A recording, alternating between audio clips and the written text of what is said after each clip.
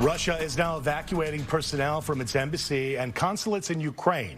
The Associated Press reports that the Russian flag is no longer flying over the embassy building in Kiev. Ukraine is also advising its citizens to leave Russia and to avoid traveling there. All this comes after Russian President Putin ordered the deployment of troops to two regions in eastern Ukraine after he recognized them as independent. In response, Ukraine's president has called up reservists to active duty. President Biden is threatening tougher sanctions on Russia if their soldiers advance any further. Hundreds of U.S. troops and military equipment already stationed in Europe are being moved to Estonia, Latvia, and Lithuania as a defensive move only, according to the president.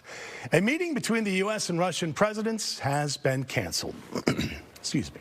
Joining us live now to talk more about the developments in Ukraine, Congressman Krishnamoorthi, who represents the Northwest suburbs. Thank you so much for being here, sir. Thank you, sir. Thanks for having me. Let's start with the big picture. Why do you think Putin wants Ukraine, or at the very least parts of it, and why should we care? Well, I think part of it is emotional. He has almost a maniacal obsession with Ukraine. He has written a very long essay, a 5,000-word essay about how he believes that Ukraine is actually a part of Russia. The reason why we should care is that any time an authoritarian dictator in Europe tries to redraw the borders of any sovereign country, it ends up being a bad thing, especially for its neighbors, but also for the United States. And so we need to come to the aid of the Ukrainians and others in the neighborhood. It sets a bad precedent, is what I hear you saying. The president announcing sanctions yesterday, as well as putting a hold on some of the banking movements for some of, let's say, the wealthier people, the billionaires in the inner circle in Putin's government there. That said, will that work? Will that be a deterrent, or is it just designed to put the squeeze on them? I think it's more of a squeeze right now.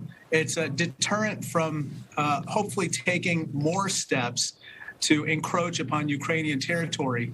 I think that this initial squeeze is significant in the sense that working with our allies, we actually have at least temporarily shut down the Nord Stream pipeline. This is a pipeline that the Russians were really banking on to supply gas and energy to Europe in return for billions of dollars. We also put sanctions on two very large banks in Russia, as well as preventing their sovereign wealth funds, as well as their government from raising capital in the West. So these are initial moves. I think that if further encroachments were to happen, if the invasion of the rest of Ukraine were to happen, I think there would be much, much more crippling sanctions, as well as other assistance for Ukraine. So the president has ordered additional troops, not a lot of them, but additional troops to the region. Do you support that move? And in the big picture, would you support any kind of armed conflict involving any sorts of U.S. troops in whatever form or fashion, Congressman? I would not support the deployment of U.S. troops on Ukrainian territory. I think it's very appropriate to step up and help our NATO allies in the region secure their borders, as well as make sure that any Americans who are seeking to leave Ukraine are able to do so. At the end of the day, we need to show this thug and bully Putin that we're not going to just sit by and allow him to redraw the borders of Europe, that we're going to increase the costs of doing so so prohibitively that they will far outweigh any benefits he seeks. To that end, I and some Republicans and Democrats have introduced legislation to basically prepare to assist the Ukrainians, especially any Ukrainian insurgency, were the Russians to topple the Ukrainian government. We want Putin to know that we're not going to leave our Ukrainian friends in the lurch. We're going to step up to help them. So last question here, and we thank you for your time again. What are your thoughts? What are your concerns about the ripple effect on crude oil or gas prices and other materials here at home?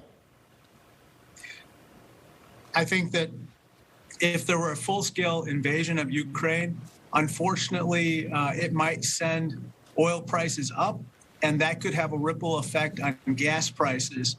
But at the same time, again, if Putin thinks that we are not going to stand up to him because we fear gas prices going up by a few pennies, I think he has another thing coming. The American people will not cave to this dictator or this bully, Vladimir Putin. Congressman Raja Krishnamoorthi, we thank you so much for your time, sir. Please stay with WGN.